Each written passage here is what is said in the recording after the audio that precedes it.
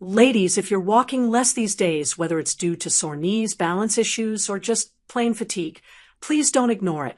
Because if you're moving less and doing nothing to replace that movement, your body will start to slow down faster than you think. But don't worry, I've got you.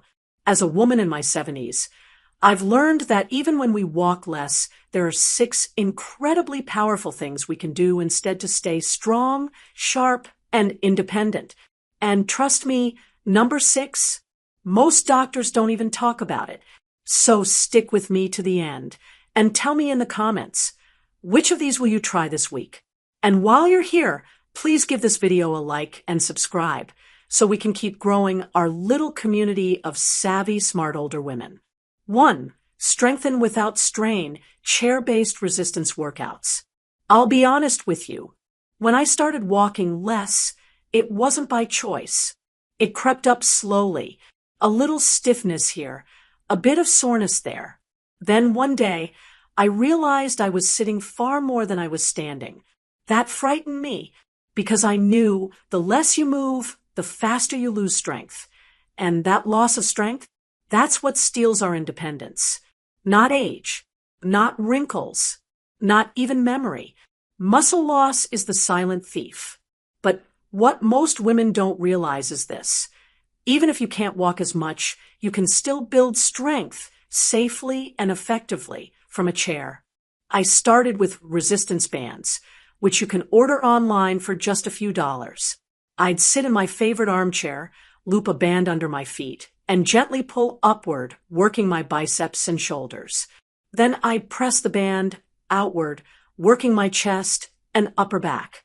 Even a few minutes of this had me sweating more than I expected. You don't need a band either. Canned goods work perfectly. 2 tins of tomatoes became my dumbbells, lifting them up and down, 10 reps at a time. No pain, no pressure on my joints, just slow, steady movement that reactivated my body. And the best part, it felt empowering. After just 2 weeks, I felt stronger lifting a kettle, getting out of bed, pulling open heavy doors. I stopped asking my granddaughter for help carrying the groceries. Strength isn't about being young. It's about being intentional. If you can commit to just 10 to 15 minutes a day, your body will meet you there no matter your age. Your metabolism will speed up, your posture will improve, and your bones will thank you. Because building strength also fights off osteoporosis, a silent disease that many women don't even realize they're developing. So if walking is no longer your go-to, make strengthening your new best friend. You won't regret it. I promise. 2. Keep your blood flowing, gentle seated cardio. Now, let's talk about something equally vital, your circulation. See, when we're younger, just walking around naturally keeps our blood flowing from our brain to our toes. And yes, even down there. But when we start walking less, our circulation suffers. That means colder hands and feet, brain fog, fatigue, poor sleep, and in some cases, serious vascular problems. But here's the good news. You can still get your heart rate up and your blood pumping without ever leaving your chair. Start with seated marching. Sit tall and begin lifting one knee at a time like you're marching to the beat of your favorite song. Want to make it harder? Swing your arms with each lift.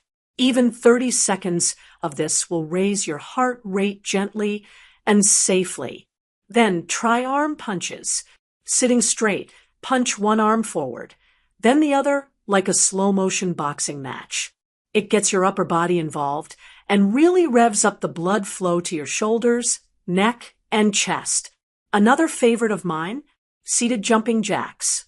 No, you're not going to jump, but you'll move your legs outward and back in while raising and lowering your arms just like a real jack. It's surprisingly fun and much easier on the knees. And here's a bonus. When you get your blood moving, your brain wakes up. You feel more alert, more positive, and yes, more confident. Some days, after a few minutes of chair cardio, I feel like I've had a cup of coffee without the crash. Want to sleep better at night? Boost your mood, lower your blood pressure, Move your heart daily. You don't need a treadmill or a track. You just need a chair and a little rhythm. Even 5 to 10 minutes a day can make all the difference. So don't just sit. Sweat a little, even just enough to feel a warmth in your cheeks. 3. Reclaim your posture, daily spine, and core activation. Here's a truth that hit me like a brick in my late 60s. I was shrinking, not in height, but in posture, slouched shoulders, a forward-leaning neck, a belly that sagged not because of fat, but because my core had gone silent. See, when we walk regularly, our bodies naturally engage our abdominal and back muscles. They keep us upright and balanced. But when walking slows down, we unknowingly lose that subtle strength, the kind that keeps us from falling, the kind that helps us breathe deeply, the kind that makes us look confident, even when we feel tired. So here's what I do now. Every single morning before my cup of tea, I sit up straight in my chair, feet flat, hands on my thighs. I take a breath, and as I exhale, I pull my belly button toward my spine, like I'm trying to zip up tight jeans. I hold it for 5 seconds, then relax. That's core activation, and it's your secret weapon against aging posture. Next, I gently roll my shoulders back and down, opening my chest. Then I tilt my head side to side, slowly to stretch my neck. Finally, I place my hands on opposite shoulders and do gentle spine twists left and right. It's not about intensity. It's about waking up the deep muscles that keep your spine tall and steady. You know what happened after a month of doing this daily? I stopped hunching. My lower back hurt less. I even looked taller in photos. And best of all, I felt more in control of my own body again. Ladies, posture isn't just about appearance. It's about prevention. Good posture reduces your risk of falling, improves digestion, and even makes breathing easier. So even if you're walking less, you can still stand tall. And that quiet pride, that quiet strength, it changes everything. 4. Stimulate the mind, mental walks, and visualization exercises. Now, this one might sound a little unusual at first, but hear me out. Just because your body is walking less doesn't mean your mind has to stop exploring. Have you ever heard of mental walks? They're a powerful technique used by athletes, veterans recovering from trauma, and even stroke patients. But you don't need a fancy name or a medical reason to start.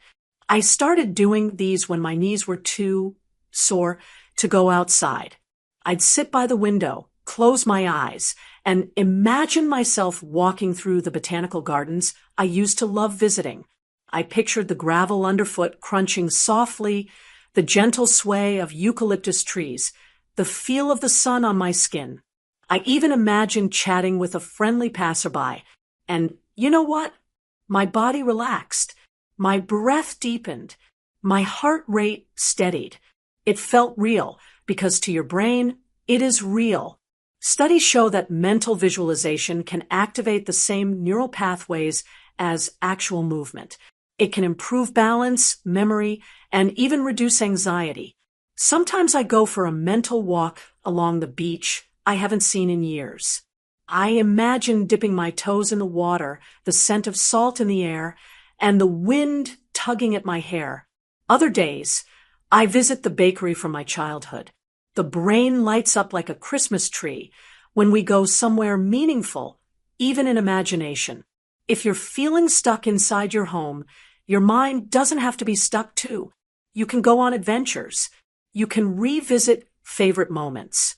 You can reconnect with yourself, one thought at a time. So next time you're sitting quietly, take a little journey and just see how much more alive you feel afterwards. 5. Hydrate and mobilize. Keep joints lubricated. Let me tell you something your doctor might not say plainly. If you're not walking, your joints are drying up. Yes, drying up like little rubber bands left out in the sun. Our joints are filled with synovial fluid, and that fluid needs movement and hydration to stay effective. Without it, your knees start to creak, your fingers stiffen up, and your back gets achy just from lying down. But it's not just about drinking water, though that's a great place to start. Most older women are dehydrated and don't even know it. We drink tea and coffee, which can dehydrate us further. Add in medications and dry indoor air, and our joints don't stand a chance. So here's what I do. Each morning, I pour myself a big glass of room temperature water before my tea. I add a tiny pinch of sea salt and a squeeze of lemon. It helps my body absorb the water more effectively. Then I move. Not hard exercise, just joint mobility. I circle my ankles 10 times each way. I flex and extend my fingers like I'm playing piano. I roll my shoulders forward and backward slowly. I make gentle figure eights with my wrists. Even these small movements bring fluid back into the joints. It's like oiling a squeaky hinge. Within a week of doing this, I could open jars more easily. My knees hurt less when getting up from bed. And most importantly, I felt more capable. Your joints are trying to talk to you. Listen, give them movement, give them water, and they'll thank you every day you're on your feet.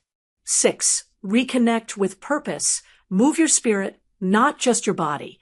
Now, darling, this one is tender, because walking less, it's not just about the body. It starts to affect the soul.